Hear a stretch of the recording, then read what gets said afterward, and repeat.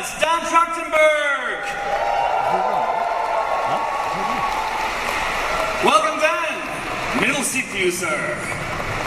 Please welcome the phenomenal actor bringing your new favorite synth, Thea, to life, Elle. Welcome, Elle. And last but not least, the powerhouse performer, who is the young Yautja warrior Dick, Dimitrius Koloamatangi. Give it up. Hello, sir. Welcome, welcome, welcome. Over there on the right. Thank you. Welcome.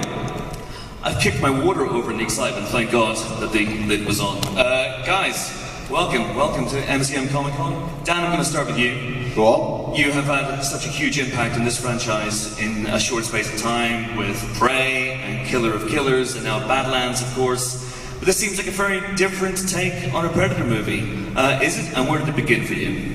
Yeah, I mean, it began after making Prey, which was a very sort of back to basics, true to the very root of the franchise movie, and thinking about what we could possibly make next, and really trying not to think what could we make, but what should we make? Like, what is a movie beyond just the Predator franchise that does not exist that I want to see, and I feel like we all really want to see. And that really became the idea of making a movie about the monster, about the creature. We've all fallen in love with a lot of sidekicks and villains over the years, and they've never really had their own movie. And so the big idea was, what if the Predator had its own movie?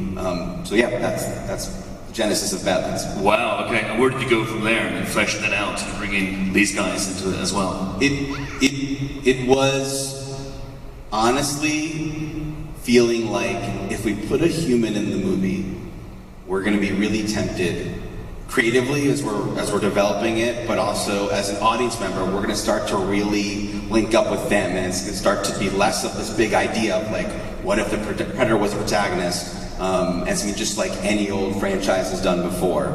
So in thinking about No Humans, it was like, what if it's a movie about like a monster and a robot?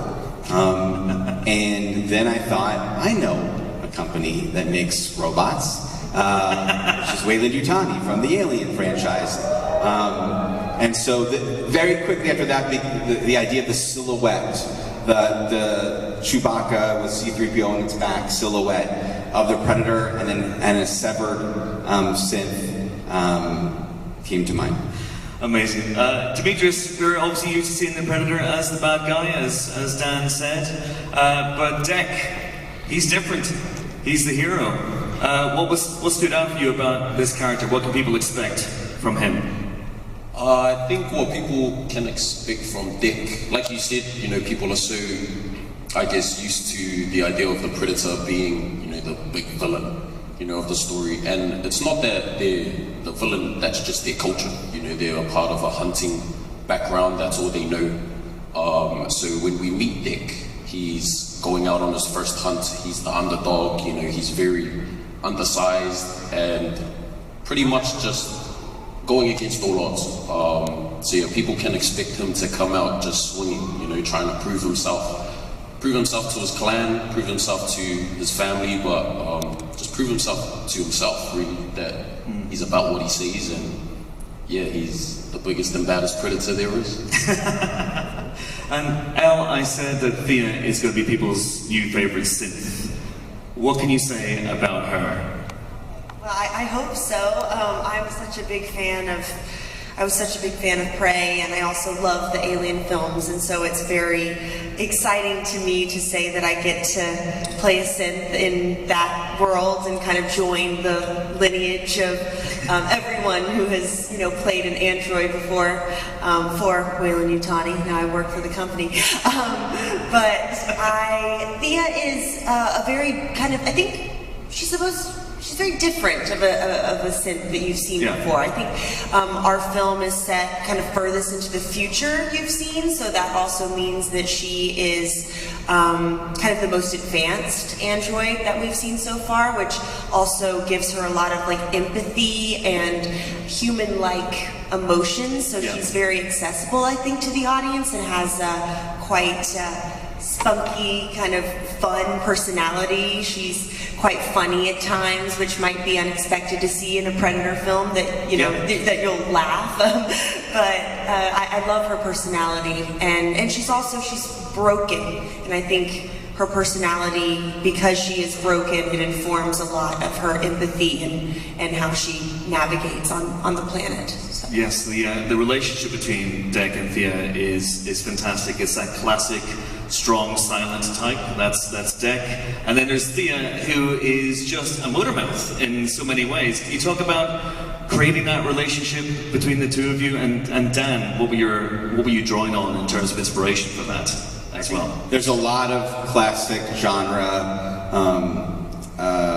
films that we drew inspiration from. Minute Run's a big touchstone, but even things like Paper Moon, and it's been around, and Baby Cart, series of samurai films, have all been around forever, but never really quite like this, and they really were attached at the hip, to make the pun, but like you guys really were, in every possible way. They were fastened to each other, so. We would often say to each other, I got you, your back, you have mine, because we were back to back, literally, the whole time during filming, like linked up, flying through the air together.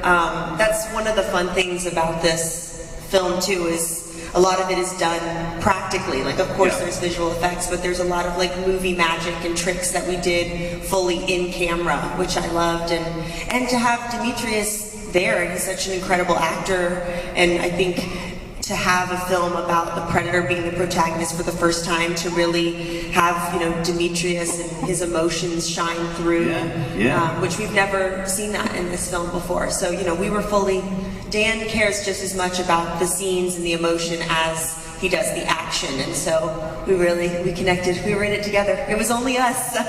Only us. I think it was quite cool as well, because you know, there's such contrasting characters, but I think that's what makes it so interesting. You know, the relationship and even the funny moments. You know, it's not even like we're not playing the joke.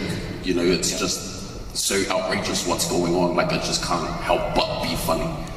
Those little moments, and yeah, like going with Elle, you know, through the valleys, over the mountains. You know, on my back. It was such a funny like experience that we went through, and just brought everyone real close. It was cool.